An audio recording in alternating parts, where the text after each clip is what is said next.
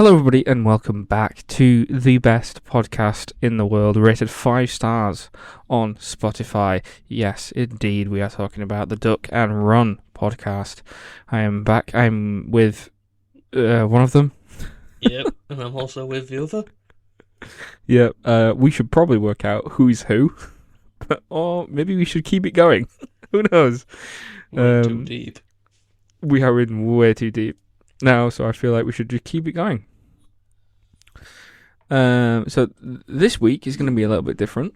Last week, the week before, we talked about the Call of Duty rankings. So we're going to do something a bit different this week. We're going to do something called a retrospective review, which by the title, I'm assuming you can kind of guess what that means. And what it's on. And what it's on, yeah. But we'll get on this. Well, you'll have seen the title, so you'll know what it is. It's quite simple, yeah. So, news. Are we ready for some news? I've got some really good news for you. Oh, I'm excited. It's interesting, exciting news. So I've got Ready or Not 2 is in the works with Radio Silence, and that's coming from the Hollywood Reporter. Very nice. Yep, the actress is coming back, and Radio Silence is also coming back to make Ready or Not 2. How do you feel about that? Yeah, I mean, I haven't actually seen the first one. Oh yeah, but I heard good things from it, so it's good. It's different. It's not your standard, bog standard slasher. It's an interesting take on something. I actually quite like it. Do you remember when those films were coming out? It was based on. So you had Truth or Dare. Yeah. Those types of films coming out around the same time. The story is that they were giving a title. So Truth or Dare, they were given that. And then he was like, right, do something with it. And it was the same with this one. But Radio Silence actually made a good film as opposed to Truth or Dare, which they didn't do that one.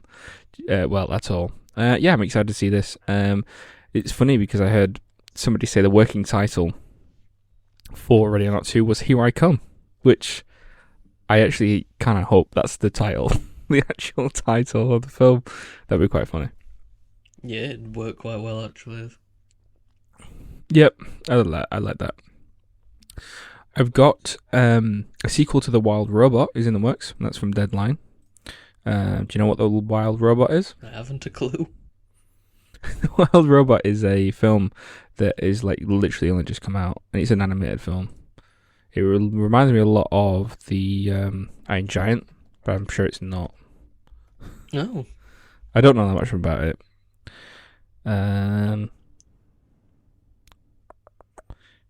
It's rated 8.5 stars out of 10 on IMDb.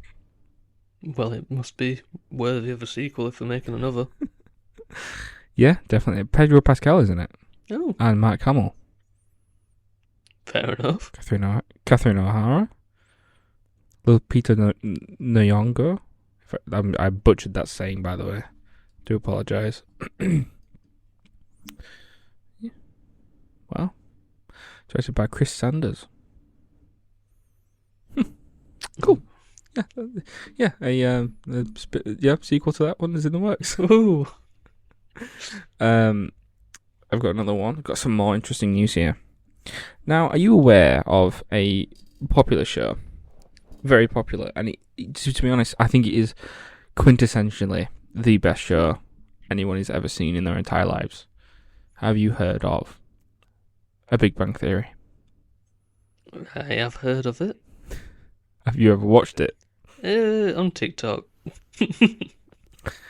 And of the little bits have you seen? What do you think? Whatever. I mean, I get it. It's not. I don't really enjoy watching sitcoms in the first place, but I think I read somewhere it was one of the worst rated sitcoms of the modern era. Which is weird because I can remember loads of people talking about how they enjoyed it, and I'm pretty sure I've heard people name it the most popular. I think it's just because of people have looked back on it like compared it to like newer ones and been like, maybe not. Yeah. I didn't watch it until I want to say 2019, just because like my girlfriend watched it and we watched it at college together. That was literally it.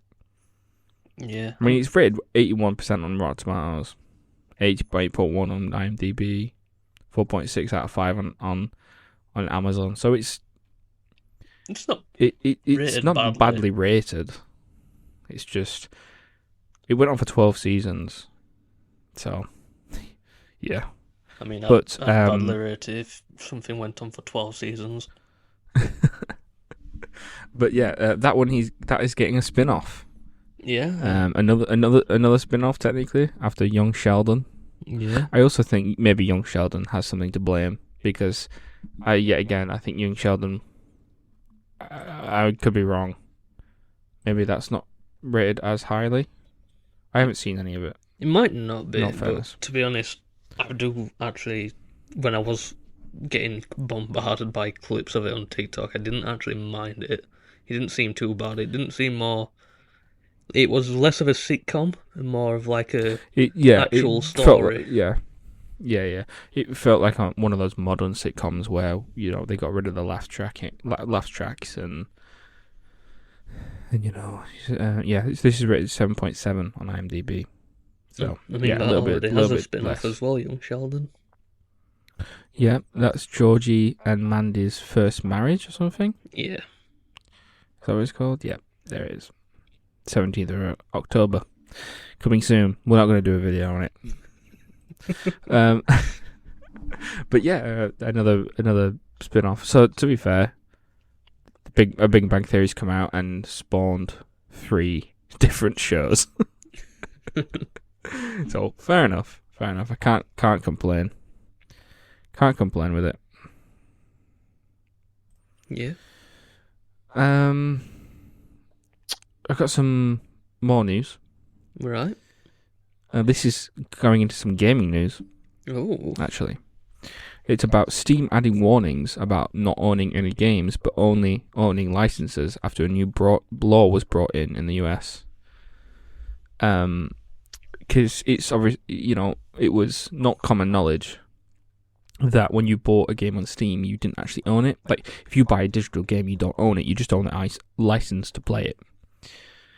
So, it's... So now they're having to add warnings in. It'll be interesting to see if, like, PlayStation have to do this in the future. Maybe Xbox as well. Yeah. I mean, I don't know about Steam that much, but I believe in the PlayStation terms and services it is in there about if you get anything digital, they do have the right to just take it off you. Yeah, I think they not only do they have to declare it, I think they have to make it obvious now. They can't just put it in small print. Yeah, again, could be lying. This is a show of maybe fact. Yeah. Maybe it's fact, maybe it's not. And I've got some last piece of news here. This is the best piece of news. Best till last.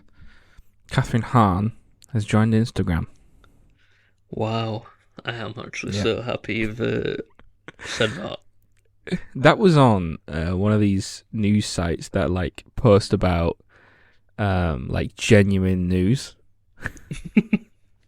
I can't remember what the Twitter account was called, but I was like, why are you reporting? Like, why have you... Okay. Yeah, that's my news. That's it. That's all I've got. I do have a few bits now, because I have quickly thought about what I've seen over the week, and most of it has been like over 2 nights. Yeah. But the creators of Pokemon, Game Freak, has had a leak. And obviously, the usual thing is like, oh, fair enough. Obviously, the next few games will probably be leaked and stuff like that. Not just that.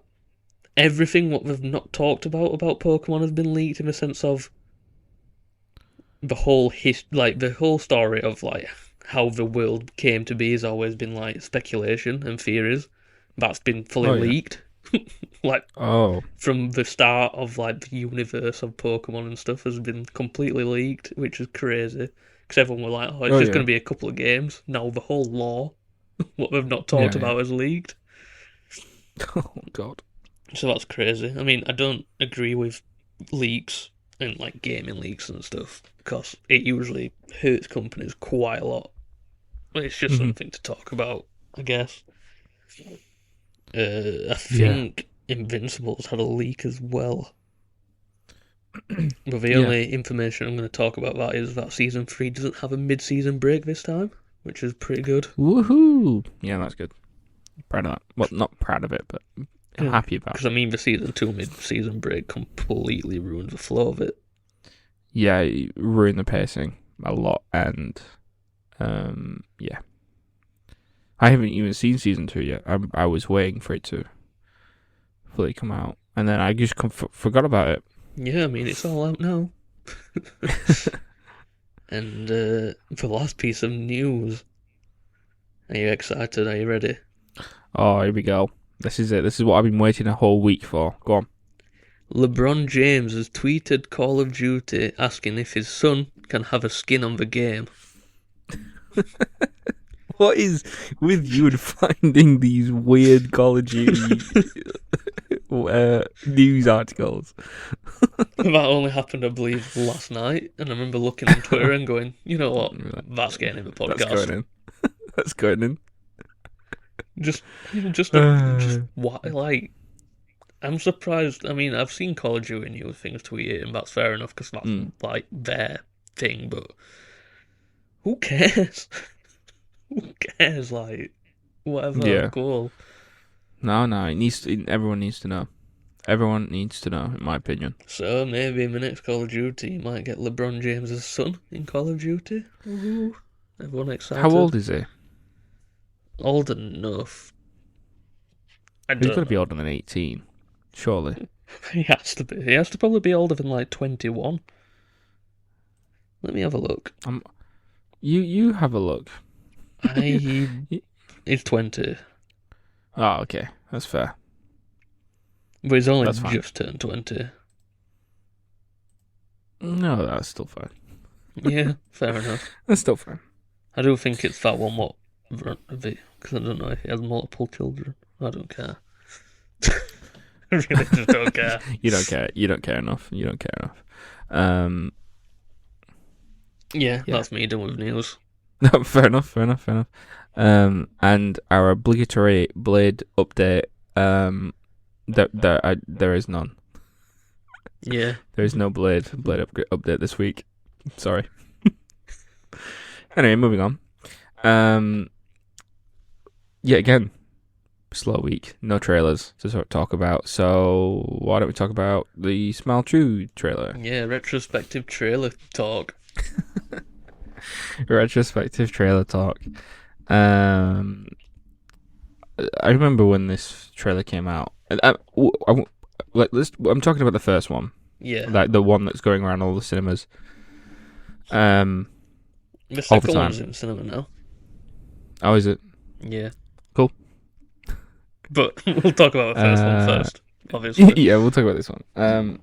It's, it's, you know,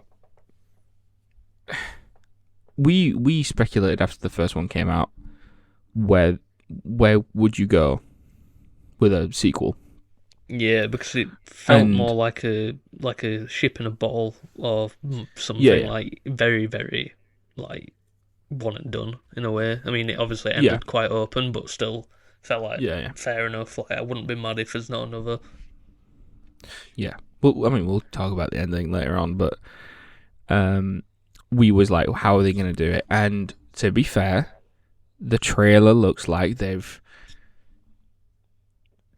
really found something to do with it. I can't argue. Yeah. They've come up with something, and I've gone, you know what? That's a really cool and unique idea. A popular celebrity singer gets infected That is so cool. I actually really like that idea. In the first one, it's more about, yeah, again, we'll get onto it, but like isolating someone, whereas this one looks more like you being, physically. The first one is physically being isolated. Maybe this one's more about being isolated emotionally. How you're surrounded by all these people, but you still, it's still the same. I'm interested to see where it goes. I've just started having a thought, and my only thought is, please don't do a truth and dare and make her like kill herself on stage and then everyone's infected, because I feel like it's just so annoying. Like, it's happened multiple times. Oh yeah, it's happened could do in that. Truth and Dare. It's happened in The Ring. I just don't want it no more. I think I have to address this for all the truth or dare fans out there, all 4 of them. It's truth or dare. Yeah. You keep saying truth and dare. Yeah, well, I don't care. Shit movie. Carry on. It's so bad. Yeah, you know what? For all those 6 people out there, it's now called Truth and Dare, and I will now call it Truth and Dare for the rest of my times. Yep. Truth and Dare. It is now been Truth renamed. and Dare. You know what? It's now called Truth. It's called Truth and Dare, Dare and Truth. Realistically, it should just be called Dare, because that's all you can do with it, isn't it? Because like the truth thing just doesn't matter, like, at all in the movie. I swear it doesn't. Yeah, and you know what I like as well? Like, halfway through, like, because they figure out, like, oh, we should just always say truth, because that doesn't require me to die. And, like, the evil spirit or whatever is like, nope. No, that don't work now. That don't work. That's not how it works. And they explain it in such a way where it tries to make sense. Like, it's something to do with that you have to do it in the way that you have to have a certain pattern to it. I don't remember. I've watched it once. Don't even think I've fully watched it. Probably just watched Dead Meat's kill count on it. Yeah. So they did explain it, but I'm like, shut up. And then the ending of that where it's like, we're gonna infect the world. It's like, it's like the trolley problem and what Last of Us did. However, just, because I've actually seen people defend it, comparing it to The Last of Us, and be like, well, you defend that ending. And it's like, yeah, because I like those people. I don't like these people. I don't know who they are. Two of the actors, like, I know from, like, Teen Wolf and The Flash. That's it. That's all I know them from. Yeah, and I feel like with The Last of Us as well, it's a lot more ambiguous to if it actually is correct. Like, what it does. Because obviously... But... Go on. But it is different because, like, proactively harming the world, you're proactively, like, sending something to the world for them to get infected, rather than, like, stopping someone from... I don't know where I'm going with that. Yeah, you're purposely harming the world, whereas with what Joel did, it was more so saving... saving a person Spoilers. who could... Yeah, spoilers. Saving someone who could possibly save the world, but... Yeah, like, it was never confirmed, was it? Yeah, I think that was it was the ambiguity, like, it might work, it might not work, which, really was more of a thing, and I think we all try and say, like, would we do the same? I would 100% do the same as Joel. Well, yeah, it's sort of like risk and reward. Like, you get to save a loved one, but you might not be able to save the world. Whereas Truth and Dare were like, fuck it, we're not dying, let everyone else die. It's more, it's like a worse than It Follows as well, to bring that into the mix. Like, It Follows makes sense, in a sense, like, because it shows that desperation of, like, well, I'll pass it on to somebody and just tell them to pass it on and, carry on. But, like, 100%. And that ending is better. They handle it better.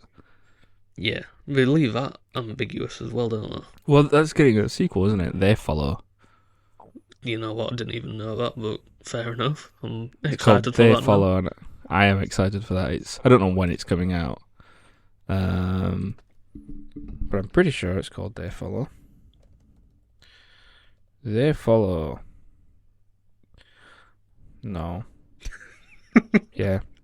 Oh, yeah. Oh, here we go. Here we go. Sorry. So I put in They Follow on Google, and it was like, "Do you mean It Follows?" And I'm like, "No, I do not." It's directed by Robert Mitchell, who did It Follows. Whoa. So wow. So he's coming back. They Follow. It doesn't have a release date. Nah. Is it even like Trivia. in pre-production or anything? I don't know. That's so funny. Trivia. It sequel to It Follows. That's some good trivia. Yeah, it doesn't say no. Just doesn't say no release date. Um.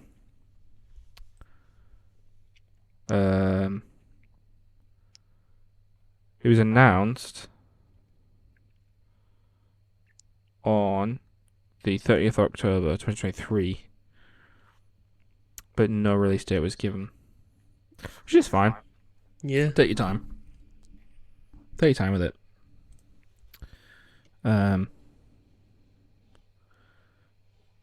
It's rated 2.8 on Google.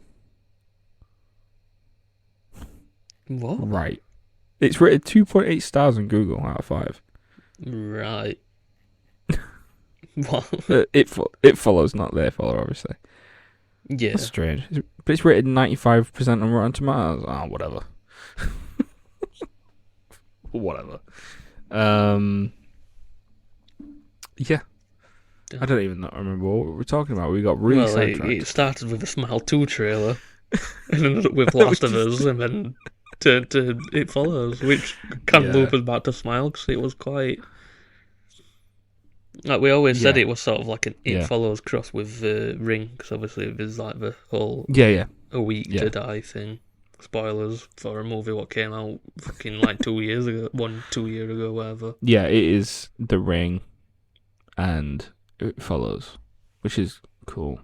And they did something which we'll talk about in Smile in the end that I'm like, oh, this might not work, but it did. So I'm assuming we'll be seeing something very similar in this one. Yeah. I want to talk about the early reactions to Smile 2. I don't know if you've heard any of them.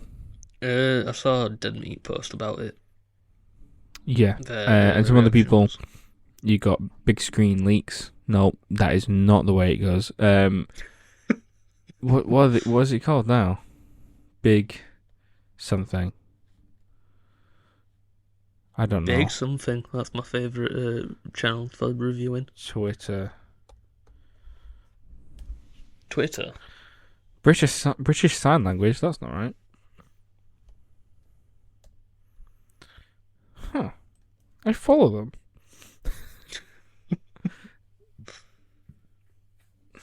It's. I can see it. I can see it in my head what it's supposed to be. It is big screen leaks. BSL. There you go. Excuse me. They said that Smile 2 was better than the first one. Yeah. Cool. So yeah. So I'm excited to see this one. Before we get, unless you want to say anything else. Well, I mean, we might as well talk a little bit about the second trailer. Yeah. Okay. If you've watched it. I think so. Well, whatever, we're playing in the cinema anyway. I was very worried that I was going to spoil a lot of things in the second trailer, as second trailers usually like to do. But it's made it more interesting because there will be... I mean, I suppose it's a slightly spoilery, but it is in the trailer, but there's a person who reaches out to the woman. I don't know her name, the main character. But there's like somebody who is actually been researching this like demon, and like linked to a string of deaths to her, and he's trying to help out, which is cool. It's a different way to obviously show that it is now like a lot more aware that there's somebody actually actively researching into it, which is cool. Adds more depth into what's going to happen. And yeah, side story. That's all I want to say. There'll be a lot Fair more enough. depth into the demon this time round. I think so. I think we'll see more backstory and stuff into it, which will be nice. I'm just interested in seeing. Maybe you're right. Maybe more of it is going to be maybe more of a like last time it was like more of a torment. Maybe this time it's more like defacing a public image. So like scandals. Yeah, I feel So like like if, instead of yeah, instead go of on. torments and like I don't know, like just like hearing loud noises, it's like you get cancelled on Twitter. Like that's what happens this time. Well, yeah, there's like a bit. I don't know if probably in both trailers, but where she's like on stage at an award ceremony. And I feel like that Yeah. could be quite a thing where it's going to like scandal her online and be like, oh, she's acting really weird. So everyone's going to be like, oh, she's on she drugs or can't something. sing. Yeah, she can't sing. She's part of a drug traffic thing. I mean, most Hollywood celebrities are Yeah, anyway, so true, please don't true. blacklist us. But anyway, yeah, it's going to be interesting. I mean, a bit talking forward, but if they are going that route, then that opens a lot more for more like sequels in this world or spin-offs of like the Yeah. demon can affect everybody in a different way. So obviously we've got trauma in the first Yeah. one and like scandals in this one, and then we could do a new thing with Yeah. whatever, ever Yeah, emotion. it'd be an interesting one, like to see how this ends, because obviously we've seen the first one and we know how that ends. So it'd be interesting to see how this one ends. Yeah, because obviously at a certain point there'll be a way to stop it, maybe. But Yeah, then there's got to be. Maybe that's in the third one. Maybe they're going to do a third one, and maybe that's about stopping the curse altogether. yeah, maybe we'll Maybe. see. Obviously, We will see. Yeah. Yep, Smile 2.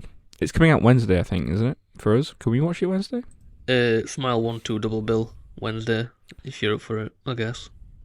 Yeah, looks like we're watching it Wednesday. There we go. Yeah, we're either watching it Wednesday or it comes out this weekend, right?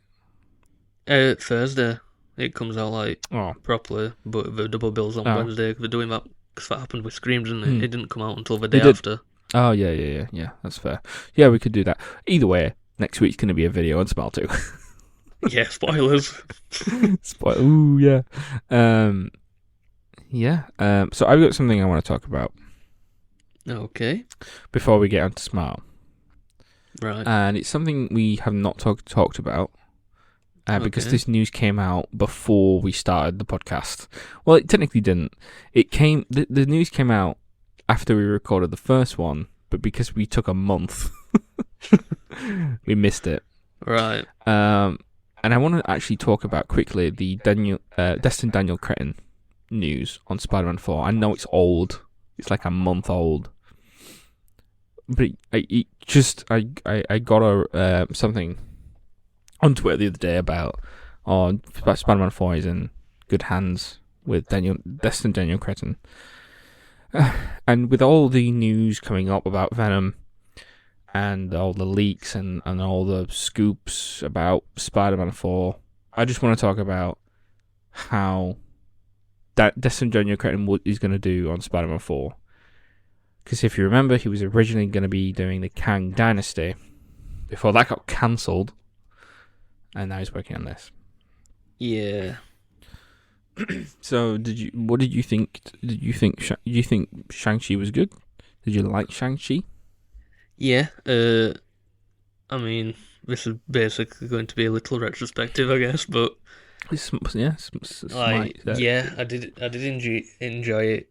I thought the third act dropped a little bit, but overall, I mean, it was actually a good movie. There's not much to say about it. I feel like Daniel Cretton's hands were a little bit tied with what he was allowed to do with the movie. Yeah, and definitely. I mean, it was good overall. I mean, the last final CGI fight wasn't great, but that was just because it was like grey. But In a other than grey that, it was room. it was all right. Um, the reason why I kind of want to bring this up is because the reports on Spider-Man 4 is that it's going to be a multiverse film. And he was obviously going to do the Kang Dynasty, which was going to be a multiverse film. Well, we assumed Yeah. it was going to be. Do you get... Here's my thing. Do you bring in Destin Daniel Cretton for a Spider-Man 4 film and make it multiversal? Or do you save him, even though, well, they can't do this, but would you have rather not saved him for a film with Daredevil, street level, so you can do more hand-to-hand action? Because that was the best part of Shang-Chi. The fight scenes were the best part. Yeah. So, would you rather not do that? Well, obviously, but I mean, the first people who got put on for Daredevil, I don't know if they still are writing, but they did write Dexter Halls. I mean, No. it would have been better. I mean, obviously, I can't say anything about Daredevil because I haven't seen the new one. Obviously, Well, and apparently it's done its first test screenings and received positive feedback. It has received really positive feedback on it, and it's received feedback saying that it's more gritty and more dark than the Netflix shows, which corresponds with what we spoke about in the first ever podcast, which was that Vincent or Charlie, can't remember which one, said that Disney allowed them to do certain things that not even Netflix allowed them to do. So that's interesting. Yeah.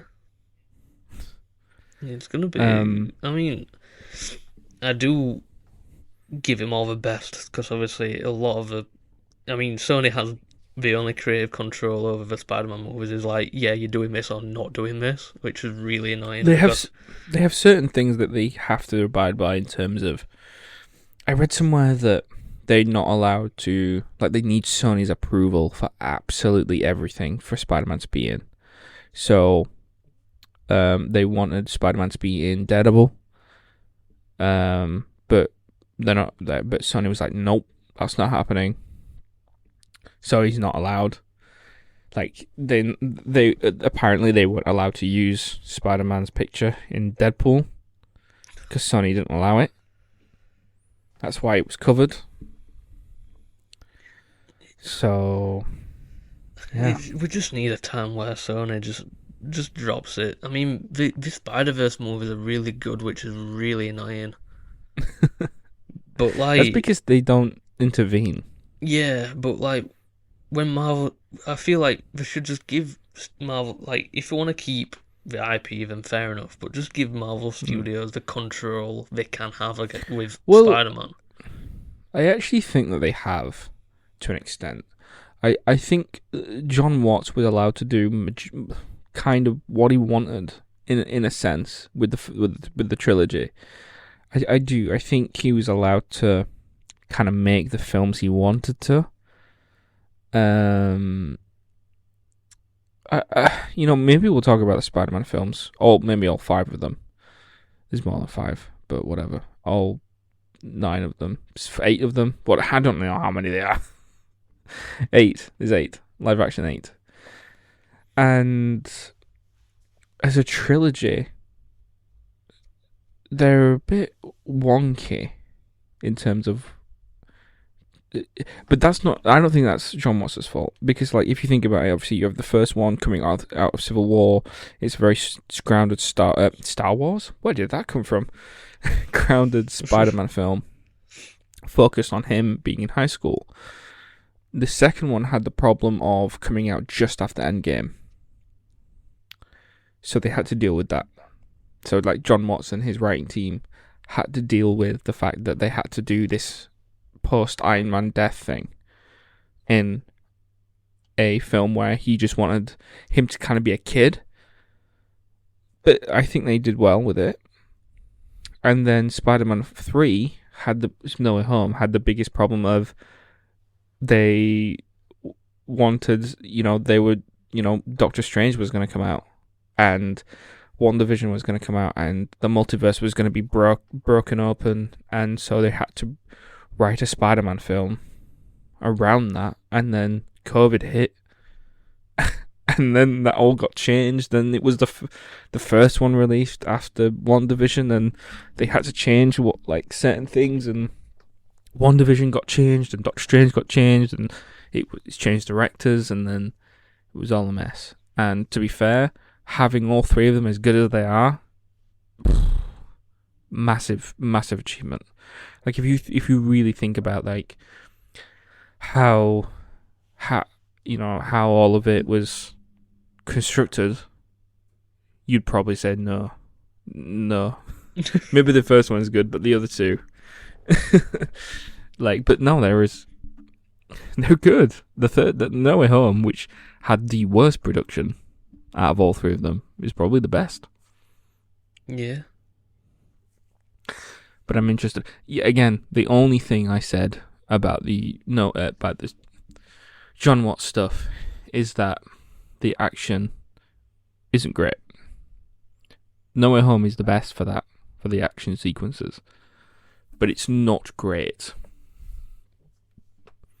So I'm glad that they brought in Destin Daniel Cretton to come on and kind of fix that. Yeah. So that'd be nice. It's just interesting to see. I mean, nobody wanted it to be a multiverse movie, but... No, but that's what we've got. Yeah. We kind of have to deal with it. I think, ultimately, it is annoying. I actually saw a tweet from somebody. I might read it to you, because I understand this perspective a little bit. So, our favourite person in the world, My Time to Shine, Hello Toast, said, "Who cares about street-level Spider-Man? We've seen it plenty of times already, and it's getting boring. It's time for something new. Give me an epic cosmic multiverse adventure with Spider-Man teaming up with other Spider-Man and Venom to fight an eldritch god from space any day." Now, this wasn't a scoop. They clarified that this was nothing like scoop related. This was just their opinion. And Alex from Cosmic Circus quote tweeted it and said, "I kind of have to agree. Not that the street level part, but honestly the concept itself is so rad. Plus, the time to get these interactions is now. After the multiverse saga, you're not getting another chance at interactions like this ever again."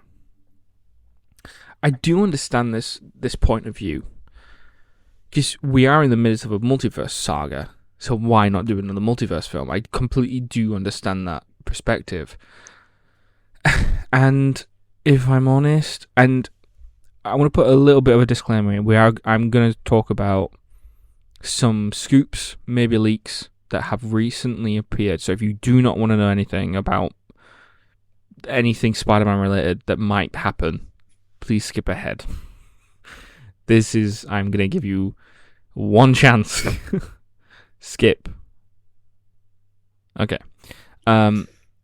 With this recent news that Venom 3 is going to tie into Spider-Man 4, maybe, and that Null will be the main villain of Spider-Man 4, and that Venom might team up with Spider-Man, with Andrew Garfield, Tobey Maguire and Tom Holland. Is this the only opportunity we're ever going to see to have this happen? Maybe. Yeah. It might be. I think, for me, what I would like is confirmation that after the multiverse saga is over, we are going to get back to street level. Because ultimately, if I'm honest, they are kind of, I mean, they're right and wrong. I think saying that I'm bored of street level is weird, considering the Tom Holland stuff, I think we've only really had one film that's street level. I think the Homecoming is street level. Yeah. I think Far From Home is a little bit too big to call it street level. And even though I do like that film, I just think it's not street level. And the third one is definitely not street level. Like, 1,000,000,000% not. And obviously this next one won't be. But I'm just talking about a Daredevil Spider-Man film. I want to see that. And I do think we will get it. So I'm just worried that they've got this, they've got Kathryn on board for one film, and I don't want you to waste him. That's my worry. Yeah, I mean, it makes sense to worry about. Yeah, it does, and I love Spider-Man so much that I really just want them to get this right. Yeah.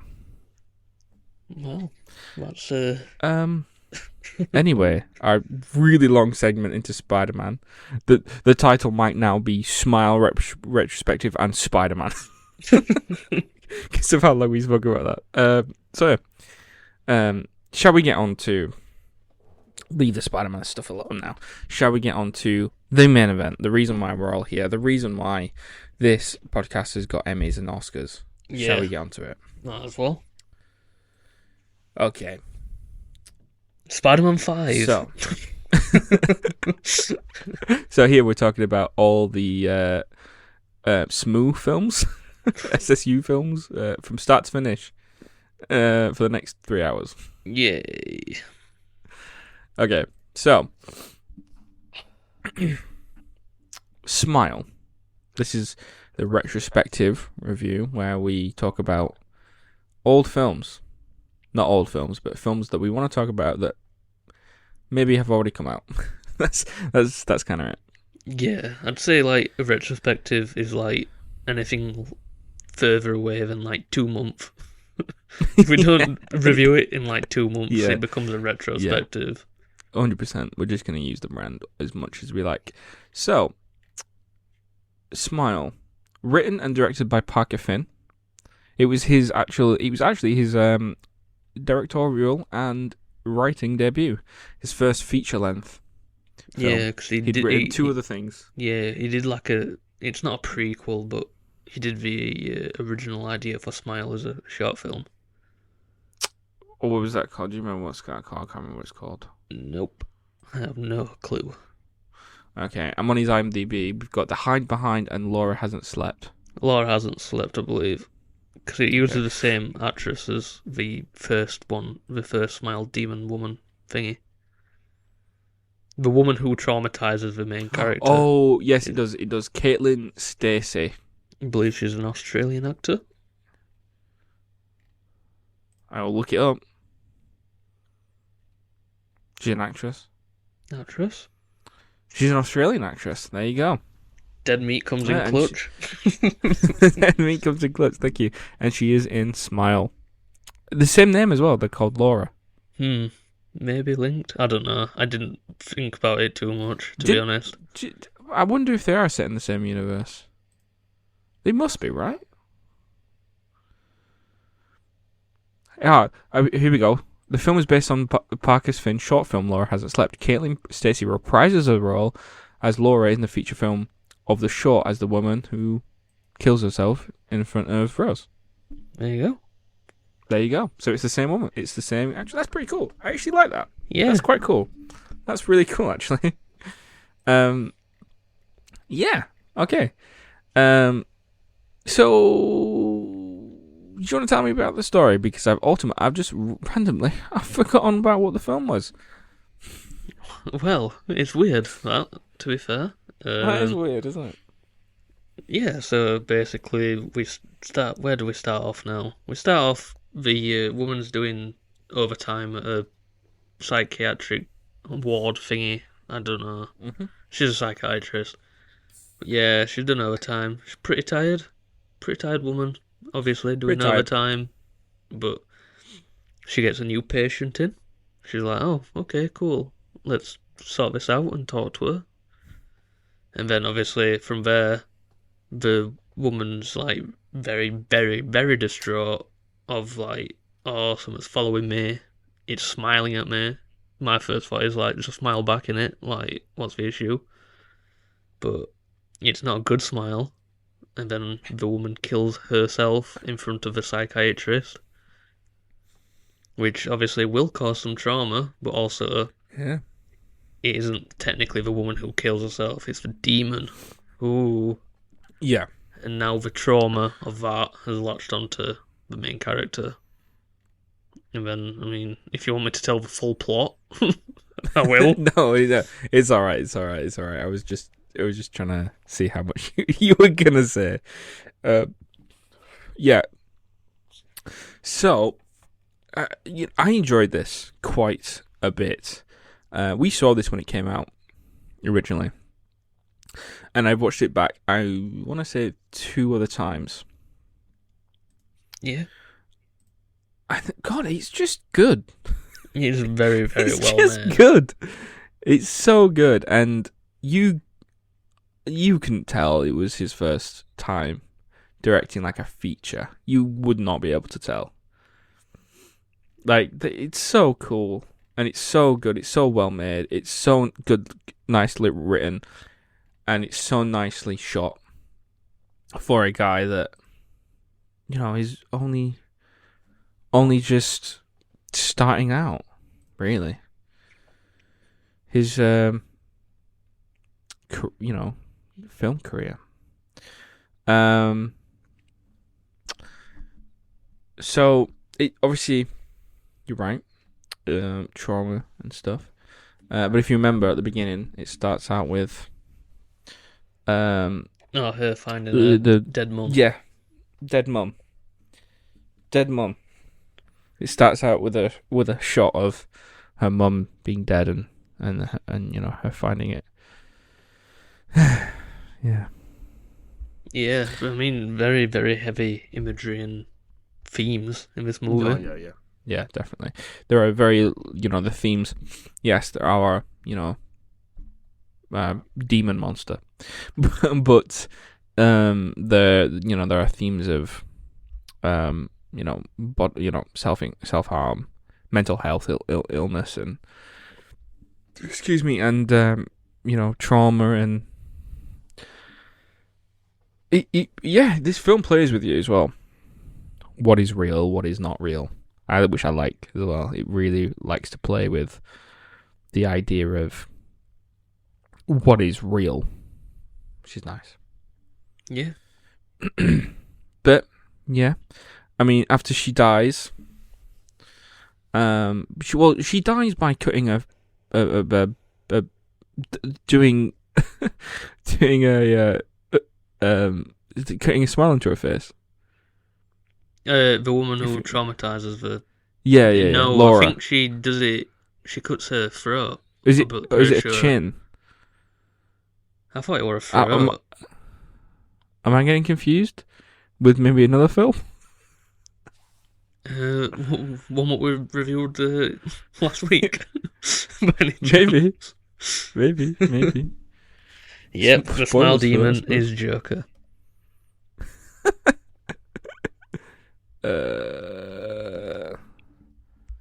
So now I'm having to Google. What are you Googling? I'm Googling the death scene. The first one, to see if I'm right, where she cuts her throat. It's not like I didn't watch this, like, yesterday. But I've already forgotten. This video might be inappropriate. Yeah, I'm aware. Just, come on, man. I wondered why it was going so quick then. But I've got playback speed on 2 for some reason.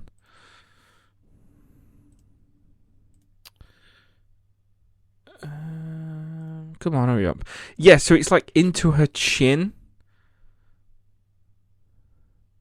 It's from her chin to her neck, back up again. Right. But man, that image is creepy. Where she's just smiling and she's not. She's like the way it's shot as well.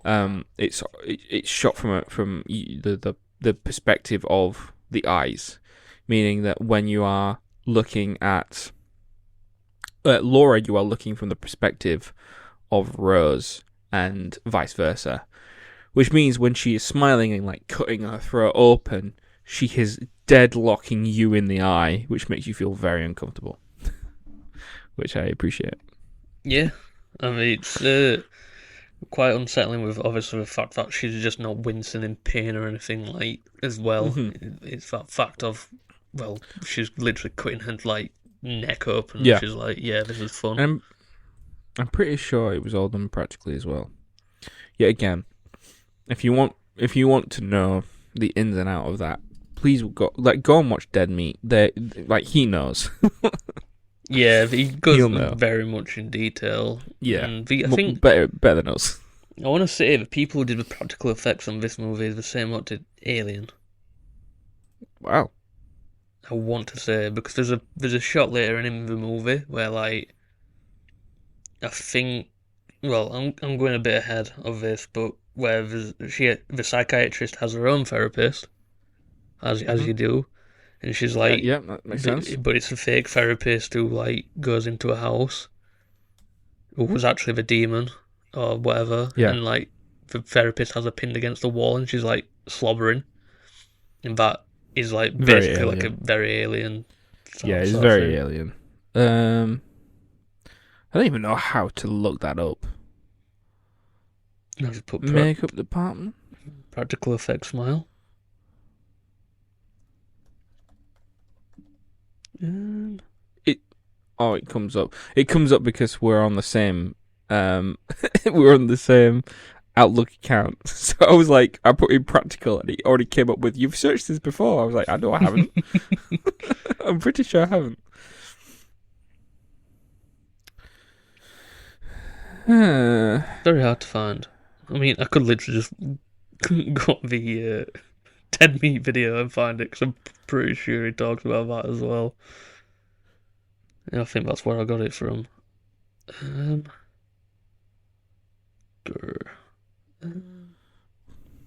He talks about it somewhere.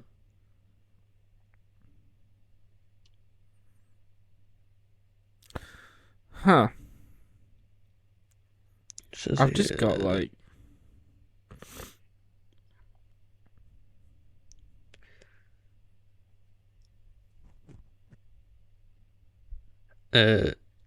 SFX Masters, Alec Gillis, and Tom Woodruff Jr. Alec Guinness? Gillis. Not Guinness. Yeah, no. I know. They built the Alien Queen in Aliens with Stan Winston. He also did Alien Romulus, Godzilla vs. Kong, Jurassic World Fallen Kingdom, The Predator, Independence Resurgence, Batman v Superman, Smile, It Chapter 2, Prey. Some pretty big credits. Alien Resurrection, Mortal Kombat, Jumanji, Alien 3, Aliens, Invaders from Mars, Prey, Bright, It. Did I say Prey or did I say The Predator? You said Predator and Prey and then Prey. Fair enough. The Thing from 2011. Oh. The worst one. But X-Men First Class. They did have practical effects, and they just thought, you know what, we'll just use CGI. We'll not use it. Trick or Treat. Friday the 13th, the final chapter. The best films ever. The Santa Claus 2, and the Santa Claus 3, The Escape Clause. Spider-Man. X-Men Origins Wolverine. So, Paul Blart Mall Cop 2. No. So yeah, some very good ones, and then some not so good ones. Jaws 3. Wolf. The X-Files. So it's done quite a bit. Yeah, I've done quite a bit. But yeah, then we get onto the one of the detectives. They come in the room, don't they? Or you have that title card there as well that turns like the smile thing into something. I forgot which one it is. Is it the S? S or the M. It's one of the two. Which one it is? It's one of them.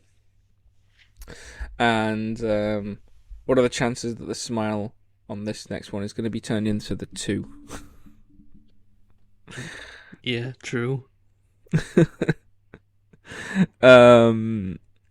Yeah, and then the detective walks in, and it's her ex-boyfriend, Joel. From The Last of Us? Yeah, the same person. Wow. This is Joel's prequel origin story. Did you not know? Yeah. I knew. What we're going to say? Yeah, the other detective isn't very nice. I mean, Joel is just Joel. That's like his whole personality. He's just Joel. He's Joel. They've broken up and they want to get back together or whatever. Or he wants to get back together or whatever. Who knows? Joel does. Joel does know. Yep, and then Rose begins to see this Laura in different places, doesn't she? Well, yeah, I don't know how far in the movie it is, but you know where she's like, she like walks out, drops a glass of like wine or something on the floor, and her boyfriend comes out, and then like that gets sorted, and then all of us like a second later she drops another glass. Yeah. I like a lot of this, there's a lot of things that lead to, like, she's trying to piece together what happened, and the more that she the more that she finds, the more like there's kind of this pushback from this entity, because no one can see the entity unless you're kind of cursed with it. So yeah, and then she has a cat. You're gonna say, and then it just disappears, doesn't it? It just disappears. This cat leaves, and and then everyone's like, "Where's this cat?" Maybe that comes up later. It does. Now, one of my favourite scenes from that like little like area though is where she's like on the laptop with the noise audio like wave, and she's like turning it up, but it's like completely flat. But then she obviously hears something. Yeah, and then she's just trying to turn it up, and like the sound mixing on it is great as well, because like it's like we're listening to it with her. We get, as an audience, put through pretty much what she gets put through. Yeah, maybe not as traumatizing for us. No, obviously not. Like we're not gonna die at any point, or maybe we will. But yeah, I do like that it does try and put us in to the shoes of it. You really do feel the isolation that she feels throughout the entire film. Like, she's so alone, and like people, like she has a sister, and like she's trying to explain to like her sister what's going on, and it's like she can't, and then she tries, and then it's like, but it makes her sound crazy. And then she's doing certain things that she isn't doing. Like, do you want to explain the birthday party? Right, yeah. I mean, we was introduced with the birthday party earlier, what we have skipped through, because it is just like a basically introduction to the characters, but Rose has got a sister. She does. And she also has a nephew. Yeah. And she goes to the nephew's birthday party, because originally she wasn't going to be able to, because she was working, but she's been sort of given like a couple of weeks leave. Because of obviously this trauma response. Yeah, and so she goes to his birthday party with a present, obviously, and gives her nephew. It was like a toy train or something, wasn't it? Yeah, a toy train, and she obviously gives the nephew a present, and we see him opening the present. However, in front of people. Yeah, in front of like a whole group of people. However, there's not a train in that box. Nope. There is the cat. I don't know his name. Mr. Tiddles, I'm calling him. Why not? It's Mustache. It's Mustache. There we go. There is Mr. Mustache himself, who's dead. And the scene is super super cool because, well, it's not, but it is, because it's like the Rose is trying to deal with the fact that, like, she's given her nephew a dead cat, but she's also then having to deal with the fact that she's just found her cat dead. Yeah. And the only explanation is that she killed the cat, but she doesn't know how it died. Like, so, like, obviously the kid is traumatized and screaming, and everyone's like, "What are you doing? Like, why are you giving a child a dead cat?" And there is no explanation for like how that happened, or if you don't know from our perspective what's kind of happening to her. Because from the outside perspective, you just give a child her own dead cat. Yeah. What I would have done. This is a long shot. I'd explained it in a way. I'd calm people down, and I said to my sister, I'd gone, "Look, my cat died. I put it in a box because I wanted to bury it, and I must have got it Joel mixed up. Joel came in and was having a go at me, and I obviously got the boxes mixed up. I'm just terribly sorry. It won't happen again." But like, And then she here's doesn't another do dead that. cat. Yeah, here's another dead cat, and obviously, I'm not critiquing the film for not doing that, because she was just like traumatized through losing her own cat, which I get. And her sister's like kicking her out, and she leaves, and she's in the car, and her sister walks up, doesn't she? She does indeed. And then I think the jump scare that got me the most was when she's out the window and she's like looking up, and she's like, "Oh, you're here," and her neck folds in an unnatural way to reveal that it's No, actually, someone smiling at her. Yeah.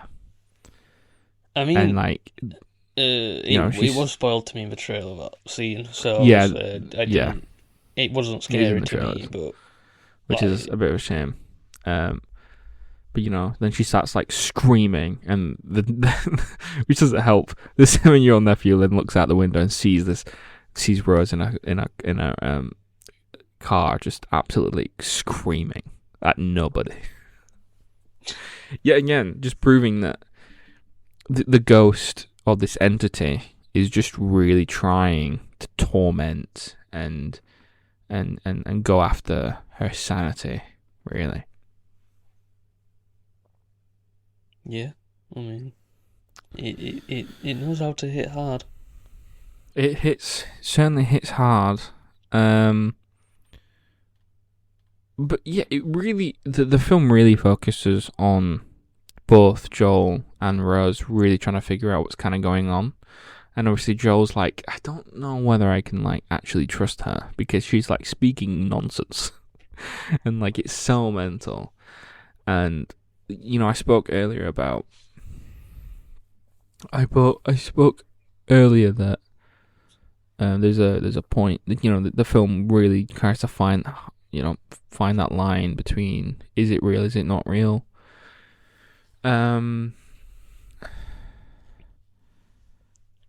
But You can do it. yeah, I'm just trying to think in my head where I'm going with that. Oh, it was the part where she's in the car and she's got like a knife, and she's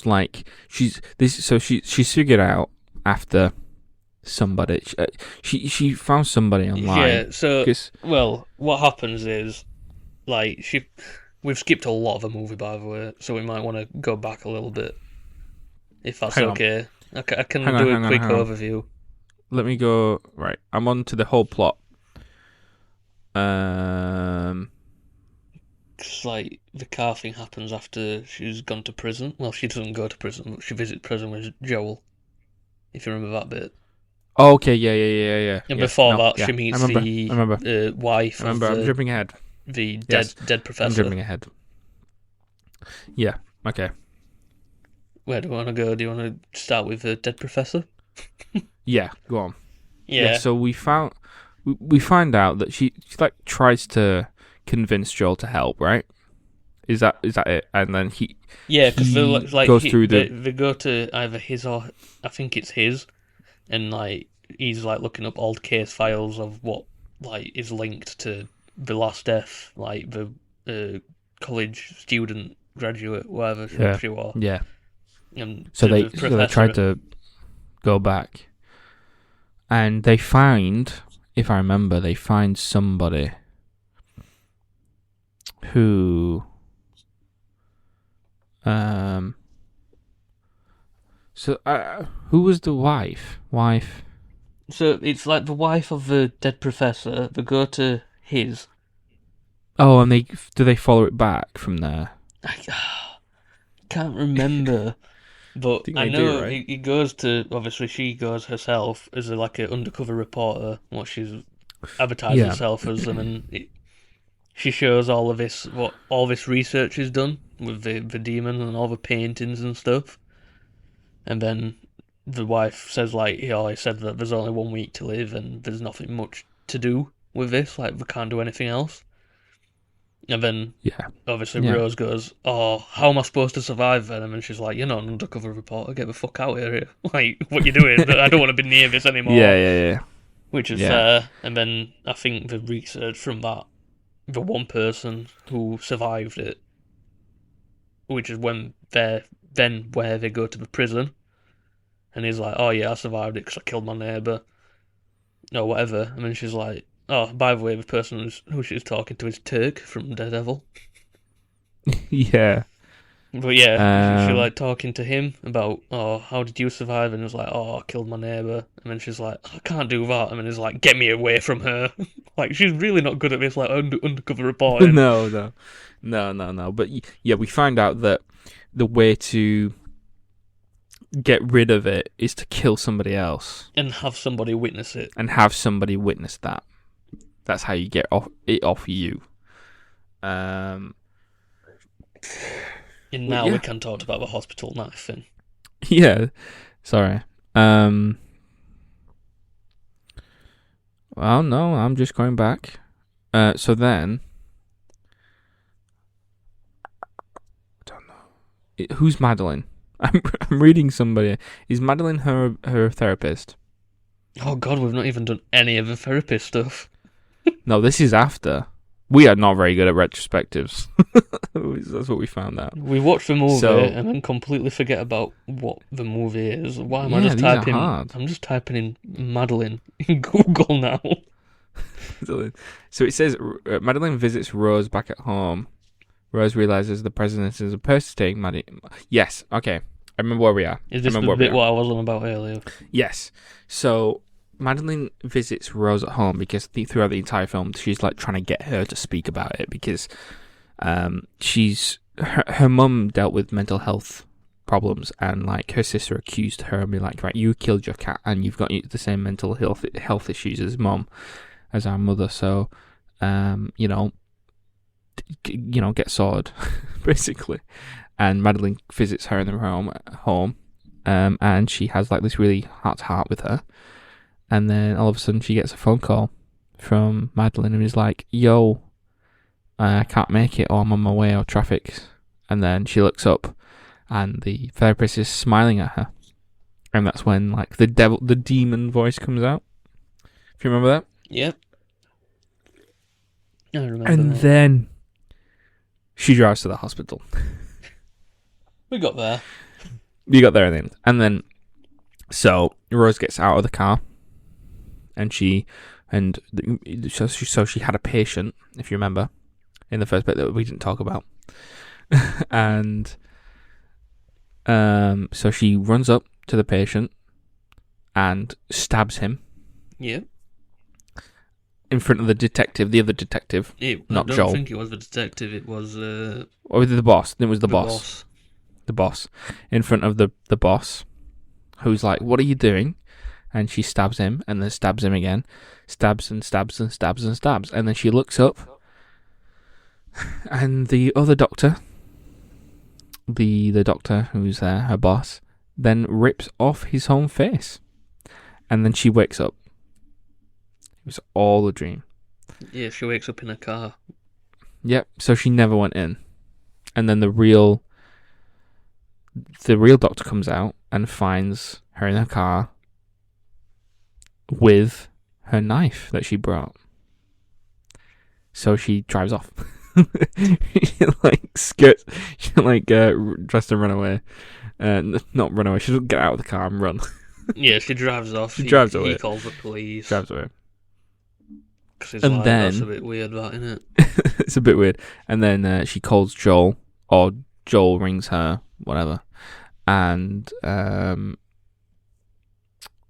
and Joel's like, there's basically I have to arrest you. Right? And she's like, nah, bro, because I'm away. I'm going away. I'm going home. And he's like, no, I'm gonna come. Yeah. So she goes to her childhood home. And she... So now we're into the third act, and this is where, for me, it could have gone bad, but it didn't.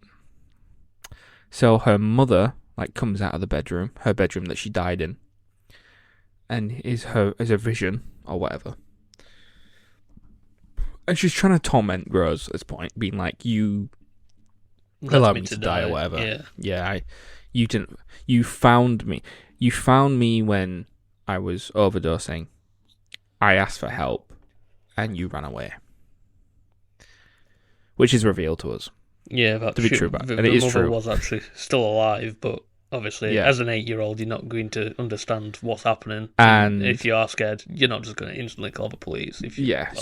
So Rose kind of explains, being like, "No, I was so young, I didn't know what to do, and you had done this so many times that I was a child. I didn't know any better." And I'm on Rose's side. Yeah. I get it. But, so this bit of back and forth, Rose is like, "You allowed me to die," and Rose is like, "Well, you're abusive." Bit of a back and forth. And then I feel like it's more of a test.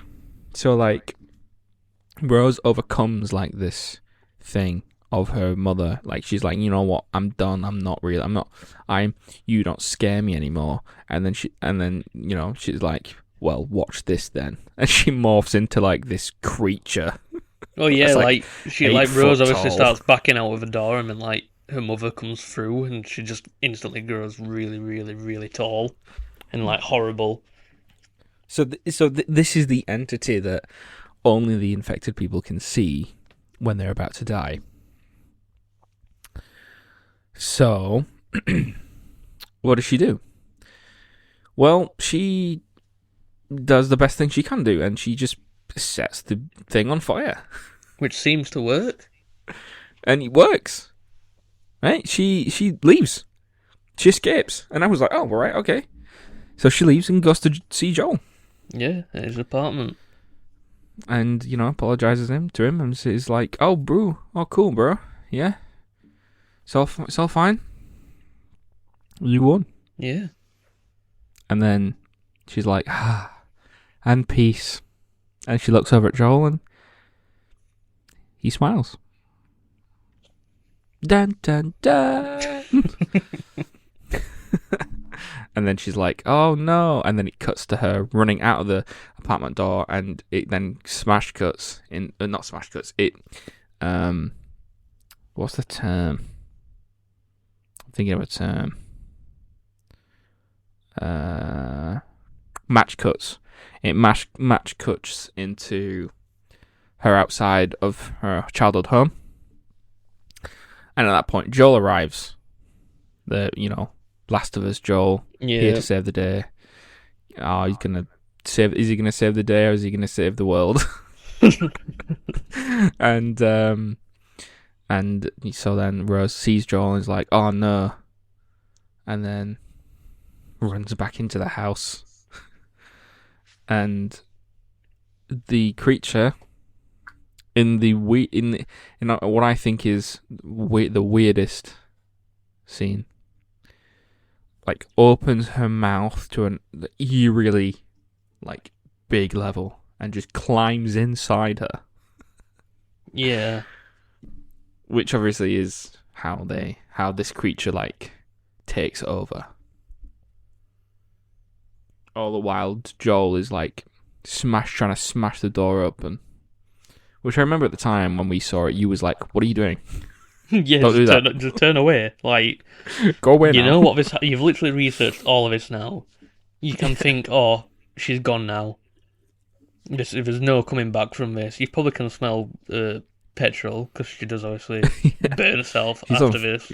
She is on fire at this point, I think, isn't she? Oh no, she's not. She's not. No, but she's pouring petrol on herself. I think. Well, this is technically happening. Yeah. Just leave. You know, she's told you to leave. Yeah. She told you not to follow you. You followed her. You've attempted. You've attempted. It's too late. Go. Or you know what? Kill her. You're fine. Shoot her. You have a gun. But yeah, he breaks down the door and then sees Rose stood there smiling. And yeah, pours the oil over the lantern, over her head, and sets it on fire. And we never see her die, but we see it reflected in his eyes. And we cut to credits. And then in the post-credit scene, Hitler, Joseph Stalin, and Mussolini appear. Awesome. I don't know.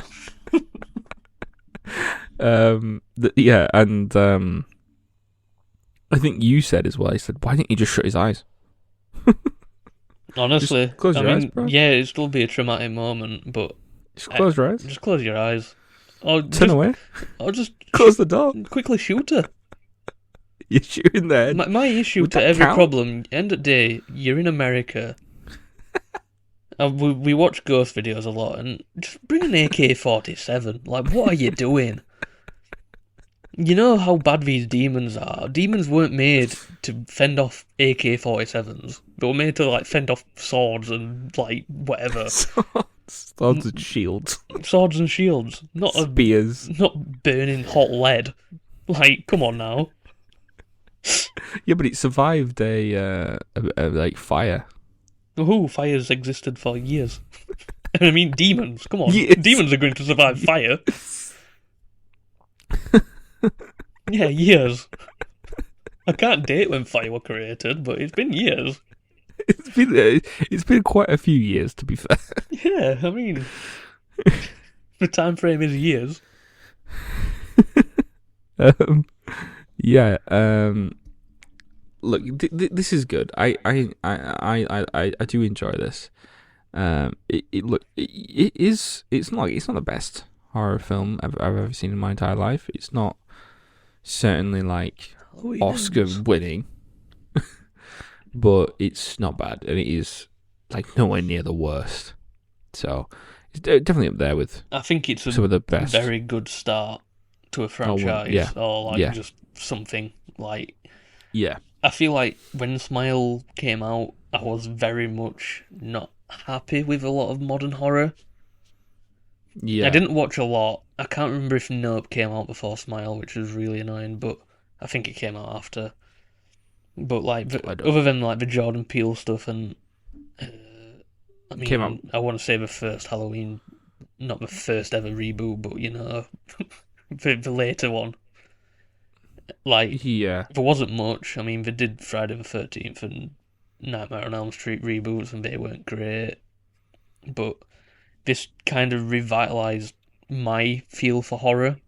Like, I'm not a big fan of Scream, so I'm not really going to say much on the newer ones, but it came out before. Nope came out before. Nope came out in August. This came out in September. Yeah, and I mean, Nope isn't like the usual horror, I guess, but this is like I could technically count it as like a normal horror. I don't know. It changed. I've watched a lot more horror movies since then, modern wise, because of this movie. I feel like it's a really good entry point as well. Because they do a lot of things differently. Like they like bait jump scares, but don't actually do them. Yeah. No, I agree. It's just I'm. What can you say? What can you say? It's good. I really really enjoy it, and it did come out at a time where like horror wasn't doing so great. I mean, just after this, Halloween Ends came out in like October. So, yeah, this is better than that. Like, easily better. Do you want to hear some trivia? Some Smile trivia? Some Smivia? From Smilia. IMDb? Oh, where else? Oh, true. Go on. Tell me some Smile trivia. I'll tell you if Dead Meat didn't tell me it before. The only acts in the film, aside from the mustache cat, are either all suicides, an act of violent or an act of violent desperation.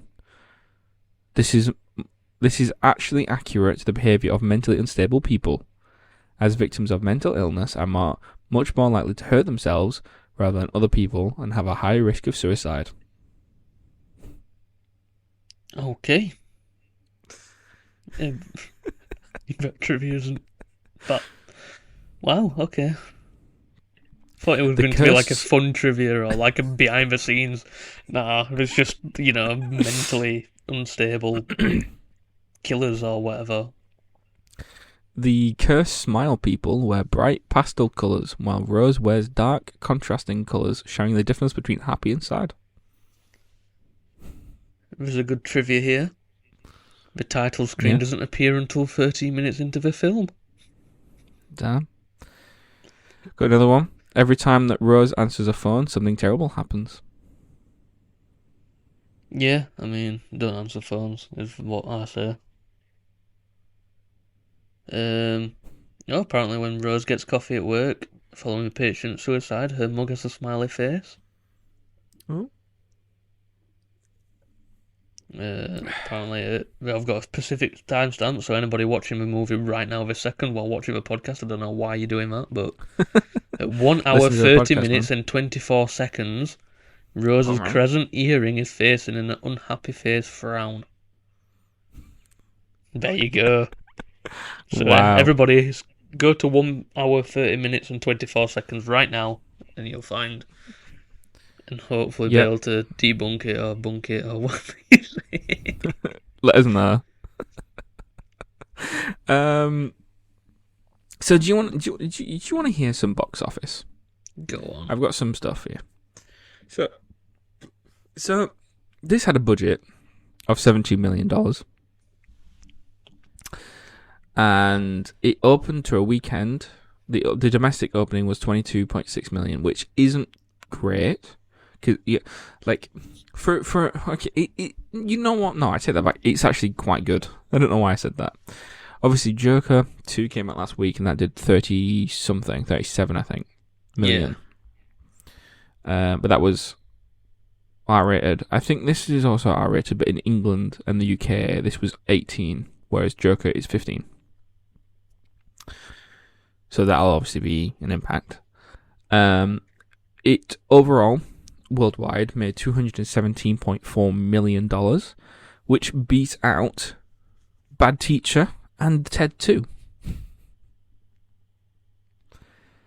And for contrast, Scream 5, or Scream, that came out in the same year, grossed $137 million.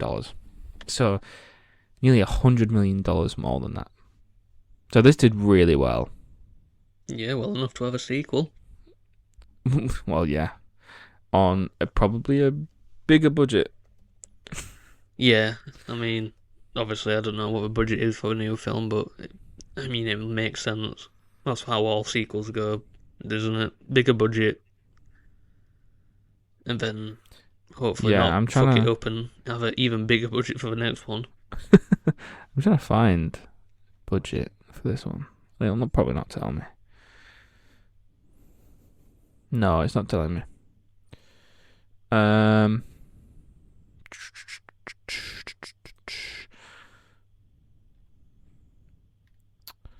don't care, man.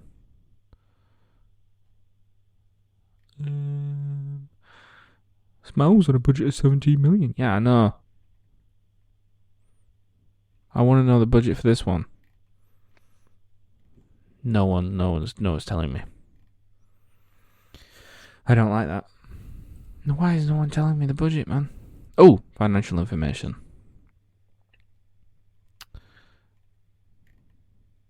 There is none.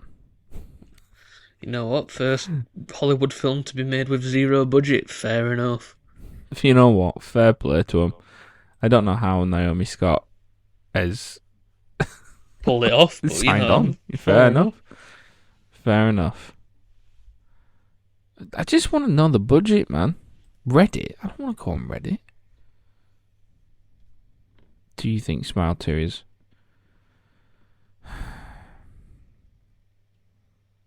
I don't care. Oh no, that's not. Anyone want to give me any budget recommendations, please? Please. I just want a budget for Smile 2, bro. There isn't much information about the budget for Smile 2 right now. Yeah, there you go. Fair enough. We'll have to report on that next week. Yeah, I mean, if that comes out. It will, no doubt. Yeah. Well, I think that's the reason why. I think usually the budget is more shown when the movie comes out, because then obviously people can compare and contrast if it's made a profit or not. Yeah, 100%. But I honestly, I can't see him going much further than 17 million. Well, you joking? Do you not remember a little film called Joker? We don't talk about that film anymore. We've reviewed it. It's in the fast now. Come on. Joker was on a budget of $65 million. The second one got a budget of $200 million. Which, I know, like, Todd Phillips has come out and said, it wasn't actually that much. It was. It 100% was. Yeah, I mean... It just proves that putting loads of money into something doesn't mean it's going to be better or good in any way. No. But I mean, like, in the whole concept of Smile, I don't see how or why they could make it even over, 50. No, this is not going to be... I think there'll be a bigger budget, because obviously Naomi Scott is going to be more expensive. But I think you were talking in the range between... I think the max budget will probably be 80 million. Yeah, I was thinking like a good 50 maybe. 50, yeah, 65, whatever. Yeah. I'd agree. Yeah, good. I'm glad you agree. I agree. You got anything else to say about Smile? I mean, it's a great movie. If you haven't seen it, go see it. Yeah. I mean, if you're in the UK, they are doing a Smile 1 and 2 double bill on Wednesday at Cineworld. I don't know if any other theatres, and I don't know about America, but I know UK Cineworlds are doing it. So definitely go watch that then. Might as well. Why not? Yeah.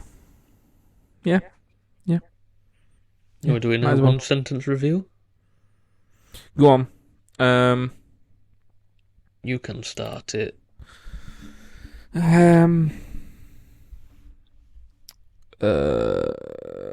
put me on the spot. One sentence.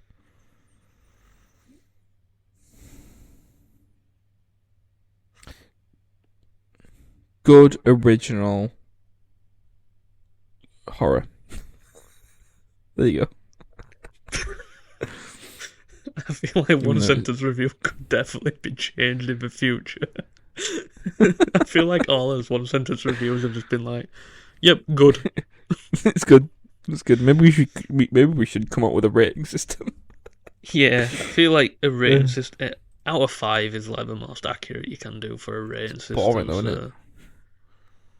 Who cares? Maybe we. Who cares? Fine then. How many smiles do you give this out of 5 smiles? 4. We can't go points. We can't do like 0.5 because that just ruins the whole scale. Okay. Yeah, okay, I do 4 smiles. I rate 4 smiles out of 5 smiles. So, why not? We're introducing a new system now to all our podcasts where we have a rating system. And by the way, 3 doesn't mean bad or mid, it means good. 4 means great, 5 means perfect. Doubt anything, he'll get a 5, realistically. 2 Except obviously Hannah and means... Craven. Yeah, obviously. 2 means bad, and 1 means unwatchable. And I don't think we'll ever get a... Well, we probably will get an unwatchable movie, but we have to wait until Craven and Spider-Man 3 comes out. Because it can either be 1 or 5. I mean, Joker would be in 2 for me. I'm going back to all of the podcasts now. Alien Romulus is definitely a 4. Yeah, 100%. There you go, done. That's all. The new rating system's been done, and I've rated every movie we talked about on the podcast so far. So there you go. Are we now? My one sentence review would be. Are we now giving every film out of 5 out of smiles? Well, we'll do it out of 5, but we'll do a theme every time of a different thing. Well, so when we see other than Venom, it's going to be 5 symbiotes or something. 4 out of 5 Venoms. Yeah, why not? I mean, might as well. 4 out of 5 Knowles or whatever. My one sentence review is rated 4 smiles out of 5. Yeah. If I could do points, I'd give it a 3.5. Yeah, I do agree, but I mean, I feel like it's easier. It's better to do a 5-star rating system than having points. Because if you're doing points, you might as well do a 10 rating system, and at that point, you might as well do a 20, a minute 50, and it just. All right. It's just pointless. It's derailed. Yeah. So, shall we move on? Have we got any recommendations? What's your recommendations? What's my recommendations? Let's talk recommendations. What's your recommendation? Well, I do want to derail this a little bit because I've remembered some news. Which I should have put in the beginning. Alien Isolation's getting a sequel. Whoa. Yes, it is. Noel's very excited for it because he has to play it. Yeah. That's not great for me, is it? But yeah, there you go. Alien Isolation sequel. Fun. Can't wait.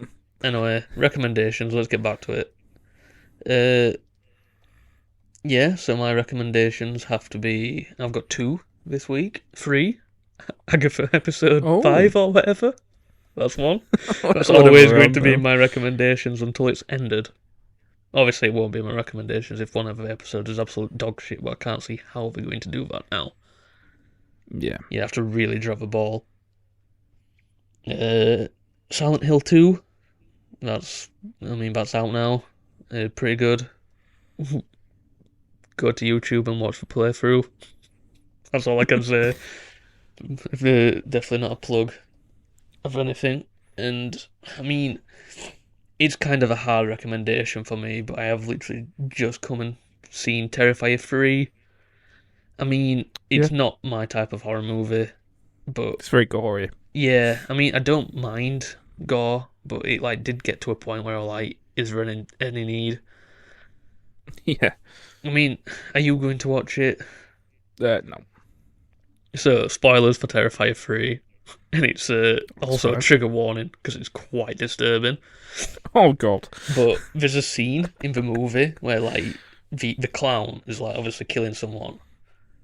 And then there's, obviously the clown has, a henchman in this one. There's, a woman who he tried to kill but didn't, and then now he's possessed by a demon. Fun.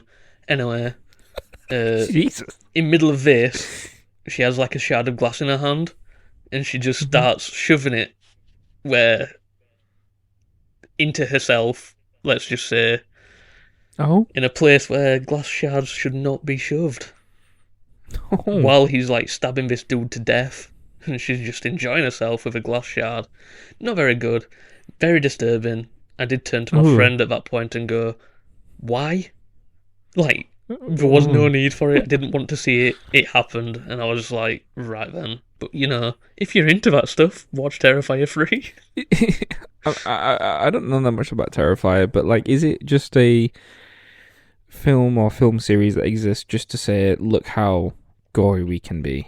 So I did go into that thinking that, but I watched last night. I watched like a 2-hour video on the Terrifier series, and there is a story behind it. But the first film wasn't very story orientated. It was just like a slasher, like an average, like, oh yeah, this is gory, this is what we can get to.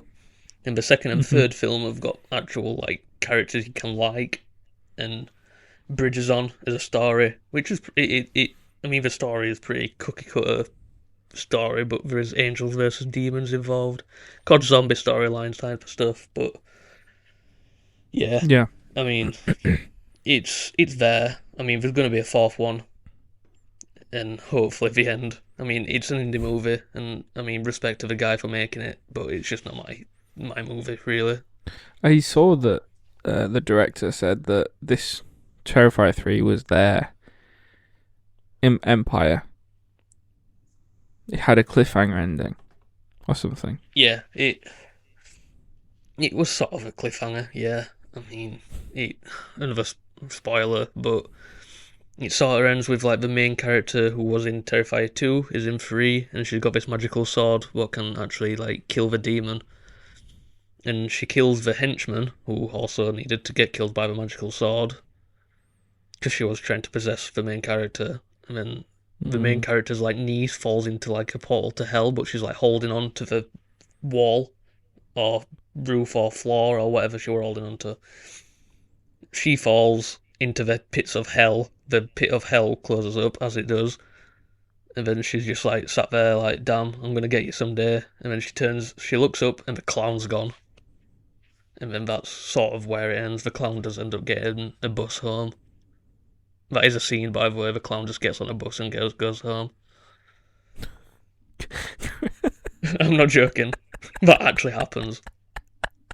But this is why I kind of do like it, because it has those comedic moments where like this deep demonic entity, who is, I think, is just like a person who's like made a deal with the devil, just walks around with his clown outfit, and like people like looking like, what the fuck, like there's just this dude in a white and black clown outfit covered in blood, but nobody runs away. God. They just like sit there and stare at him, and then he like smiles at them, and then you know what's coming. It's just unnecessary gore. Jesus. Yeah, that's my recommendations done.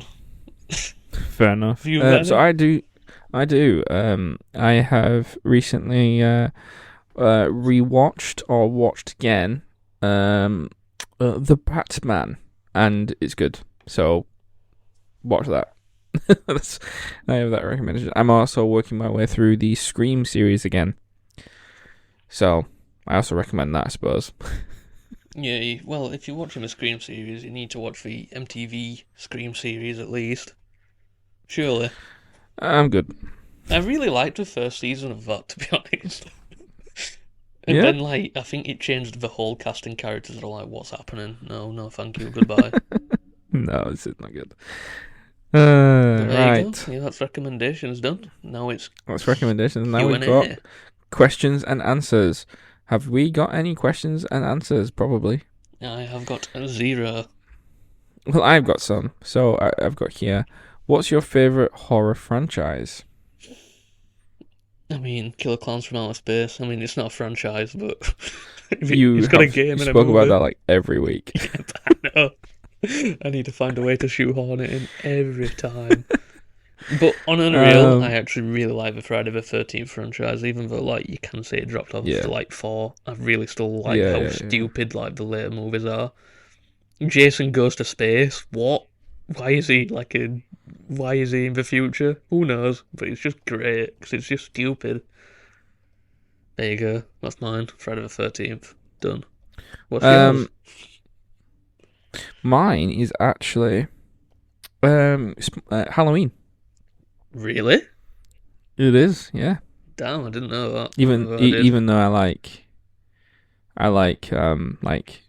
2 of them, maybe 3 of the films. That's always great. I mean, I didn't mind the first reboot, and Kills were a bit meh, and then I don't really like Ends. Yeah, it's like it's just I love the first one and I like the second one. because I feel like part 1 and 2 are quite good. Like, just those two, I like watching those two, like, back to back. Fair enough. H2O is fine. What's it called? Resurrection? The one after that one. What? No. Busta Rhymes one? Yeah, that one. Yeah, I like that one. Yeah, that was my favourite one. And then my last question is, what was your first experience into the horror genre? An answer for film and an answer for game. Game, I can pretty much say straight away Resident Evil 4. That was like my first, I think, real delve into horror and gaming in general. I think it came out, I want to say 2004, so I was very young. So I didn't play it at 2 years old because I probably didn't know how to use a controller. And it was a GameCube game, so I mean, going back and trying to use a GameCube controller is already hard enough. Getting a 2-year-old to do it wouldn't happen. But I did eventually play it, I think, when I was like 5 or 6, probably, when I started gaming a bit more. And yeah, that was my first introduction to horror. It wasn't very horror, but it scared me when I was young. So, and it is a survival horror game. So, I mean, it is horror, but it's not the scariest Resident Evil game made. Mm-hmm. So that's my game. Have you got a game in one? See, I only started playing horror games very recently. So I would have to give it a say at either. Probably the Outlast series, maybe. Like, I was thinking, like, yeah, probably you playing and it probably would be Outlast, but if you think overall, what is the first horror game you've ever been introduced to? What's kind of started that? I'd probably, for you, as much as I don't know why I'm talking for you and your experience, I would actually say FNAF. Yeah, okay, yeah, fair enough. Yeah. Because, Yeah, that's I a good mean, point. you know quite a bit of a lore. I know all of the lore. well, next week we're not going to do Smile 2. We're now going to talk about Five Nights at Freddy's for like 3 hours. Well, you're going to, and I'm just going to say yes between now and then. But I mean, I would say that's probably your first. I mean, you didn't really play the games, did you? In a way, but I mean, whatever. It's the first like game horror franchise you knew. And Yeah. I believe if you didn't, I mean, you even knew about Outlast a lot before you played it. Yeah. So, I mean, I'll let that should count. Now we've Yeah, got that does movies. count. Film. Technically, my first ever horror film, like technically, would have been Jaws. Yeah, Like, but did it get you into the horror genre? no.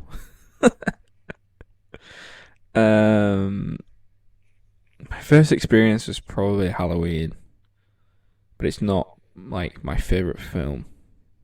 Because it's interesting, because Halloween is my favorite franchise, but I just prefer like this. This is going to sound really strange. I prefer Halloween as a franchise, but I prefer the Evil Dead films. Yeah, I think. What it is with Halloween is it's just nostalgia. I think for me. Whereas the Evil Dead, I only watched the Evil Dead films only recently, and I said recently in the last 2 years. So those are still new. So I don't know. Maybe it's more nostalgia with Halloween, because like the first Evil Dead, I love. The remake with Fede Alvarez, I enjoy, and then Evil Dead Rise, I love, and with obviously Evil Dead Rise came kind of like it made the Evil Dead 2013 like canon, which I enjoyed. So, yeah, I don't know. Halloween was my first. No, it wasn't. Yeah, it was. So Jaws, but technically Jaws, but I'll say Halloween. What about yours? well, it's like with a gaming one where you had two answers of like yeah, FNAF was the first time Yeah, you knew of horror gaming, but outlasted the first you played. Jaws was like the first experience, but Halloween was where you got into it. And yeah. I don't know. I have like four different answers because I can't pinpoint which is my earliest memory. But Hmm. I'll just list them all off. Paranormal Activity, that was obviously the first of its kind, I want to say. Yeah. And obviously, it came out in 2007. I wasn't 5 when I first heard of it, but I remember it was on DVD, and I think my sister was watching it in like the living room, but I wasn't allowed in. But like, I obviously snuck in, and they were like screaming and stuff at it, and I was like quite scared, not because of the movie, because he was Yeah, actually yeah, making people react like that, and I'm like, no, no, thank you, I don't want to go, and I got like nightmares of the trailers for the next one, like forever. Um, Chucky, I mean, as much as it is quite a comedic thing, I did get locked into a bedroom and forced to watch it for like the entirety of the movie. That wasn't really good for a while. um, I'm trying to think of what else. That was also by my sister who locked me into a room. Oh yeah. What else Cra- happened? What other trauma? The Grudge, a movie what Noel Mhm. is going to watch at some point. Uh, Mm. Mm. the Grudge always used to scare me as well because she like always made like this weird noise of like her like breathing, but obviously her neck snapped, so it's like a croaky, horrible noise. I remember that traumatized me. But the movie what really got me into horror is Killer Clowns from Outer Space. Uh, no, it's just I think horror's always been sort of in my face, so to Yeah, yeah, pinpoint it yeah. is quite hard for me. But I would probably say Paranormal Activity, Mm. even though I don't like the series, and that's not because of a trauma response to being like not forced to watch it, but seeing people's reactions to it. Yeah, I Yeah. mean the series is just dead after like two, but I wouldn't mind rewatching them to be fair and seeing how I stand now. I'll say that's my first experience of horror. Why not? There you go. And that's me. I ain't got any more No more questions. questions. No more I'll questions. not keep us. Oh, what is your opinion of Lunchly? Oh my god. Oh, I'm joking. Let's So, leave that. In fact, I've got an actual question. okay. Favorite comic book arc of all time? Comic book art Arc, like or storyline, like arc Infinity storyline. Gauntlet or House of M Okay. or whatever. Um. Well, I think we've spoken about this before. One of my favorite writers, comic book writers, is Jonathan Hickman. Hickman, Yep. and the story that I remember vividly from him is the Fantastic Four run that he wrote with Franklin Richards, and I don't actually remember that much. That well, I do, but it's the one with when Galactus comes to Earth and he's basically like telling Reed, like he's like no, he's talking to Reed and Reed is like, I can tell he's scared of something, and then it reveals that he's actually scared of Franklin, and like Reed's like, oh my god, that means how powerful is Franklin, because that literally means that he is one of, because like the Galactus is scared of this Child. being, yeah, like so he must be powerful. And that is what Jonathan Hickman does. He wrote the New Secret Wars as well, which I like. It's good. But yeah, I like. So I'm gonna go with that Fantastic Four run that Jonathan Hickman did. What about you? Or actually, my other answer would be Blackest Night. Yeah, that's a good shout, to be fair. What's yours? I'd say Man Without Fear, Daredevil. I feel like it's That is a good actually a run. really good run, and I It's enjoy Mark it. Miller, that isn't it? Oh, Frank Miller, not Frank Mark Miller. Miller. Yeah, he did the Old Man Logan as well, I believe. Well, that might be a different one. Yeah, it is. It's spelled AR, not ER. Great. But, I mean, those two Frank Miller storylines. Go on. did. He did Batman Year One. So he did Man Without Fear, you want to say? Yeah. Yeah, I remember that. He did Man Without Fear and Batman Year One. Because, I mean, I think that was my first proper introduction to Daredevil within the series. Like, in the comics it was, and, I mean, it's the best, like, starting point. So, yeah, I'd say Man Without Fear and maybe Old Man Logan, but I feel like that's the cop-out answer, because a lot of people say that. That is. Yeah. Anything that Jonathan Hickman does, really. Yeah. For me. I just like him. I like his work. He's good. Age of Apocalypse is good as well. Yeah, another good comic arc is One More Day. Oh, Jesus. The silence is deafening. Oh, God. I'm only joking, by the Oh, way. my God. A lot of Spider-Man's comic arcs is actually quite... It's annoying because he's such a good character, but a lot of people have written him badly. Like, One Yeah. More Day, the Clone Saga was just pathetic. I mean, but then he has the hitter of Kraven's Last Hunt, and that was brilliant, so... Yeah. Marvel Zombies as well. That's good. I enjoy that one. Civil War, obviously, is a pretty much a basic answer, I want to say. But I feel like a one lot of people don't like Civil War in the comics because Really? of... Yeah, because it seems uncharacteristic from both sides of the party. Like the movie, like people were like, oh, it doesn't make sense. A lot of people say that. I mean, Civil War 2 in the comics was even more absurd and just obviously made people hate Captain Marvel more, which also hurt Brie Yeah. Larson, which is stupid. Why send hate to an actress who isn't in the comics? Why?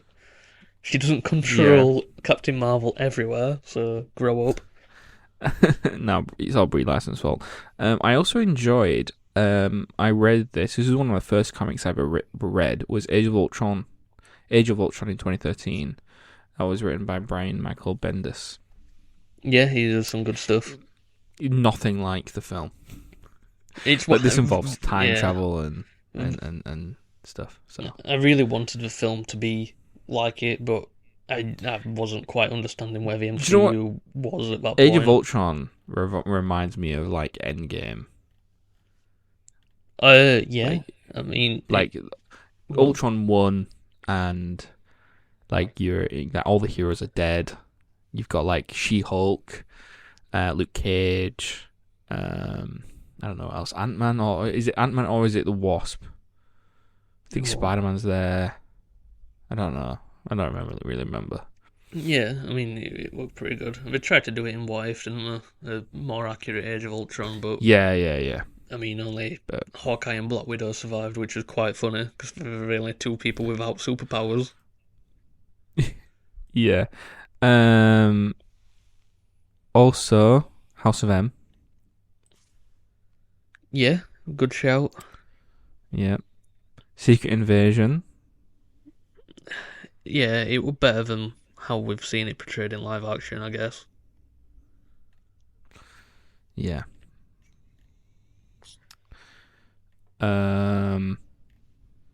Just trying to think. Flashpoint.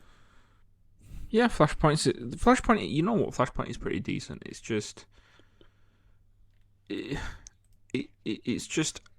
I think the comic is fine, but I think the animated film is better, Yeah. which doesn't help. And then I think the film is like god tier good. Yeah. Yeah. Yeah. Yeah, I do actually. It's mental. Yeah, it's crazy. The Flash film, what was supposed to come out like 10 years ago, came out, and by no one's surprise, was shit. So bad. I mean, I shouldn't be able to say that because I haven't watched it, so I feel a bit like a poser, But I have, and it is bad. Avengers vs. X-Men, the new Avengers, Dark Avengers. You're just naming everything out now. I am now. I'm just not going. I'm just going through like So Brian Michael Bendis wrote Avengers versus X-Men in 2012. Mm-hmm. I haven't read it, if I'm honest. The New Avengers wrote that in 2012 as well. Guardians of the Galaxy. I've never actually read any Guardians comics. Neither have I. Yeah. I think that's. I think unless you've got anything else, I think that might be it.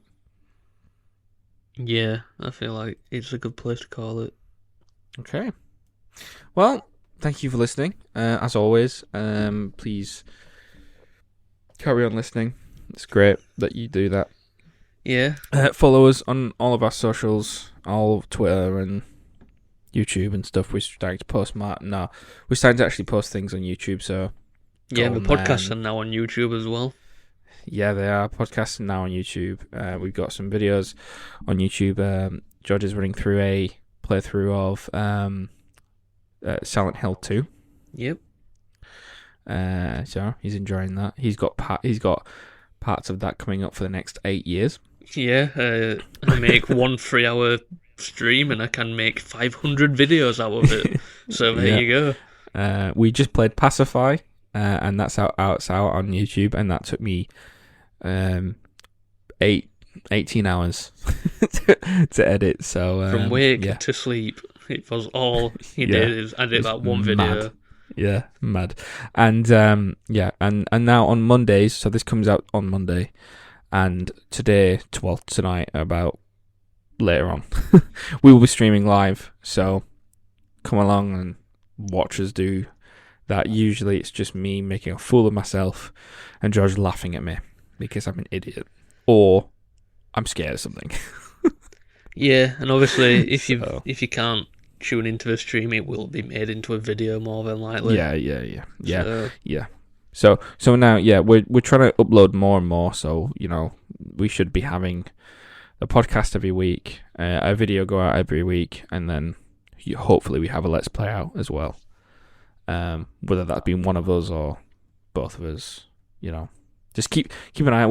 We update everything. We put everything out on Twitter and stuff. So just follow us on there, please, and you'll figure you get stuff. Yeah, make sure you ask us questions because we are trying hard. We're trying hard to think of some questions, running out of questions. We don't have any. Right. Yep. Thank you for listening. This one has dragged on a little bit, like it usually does.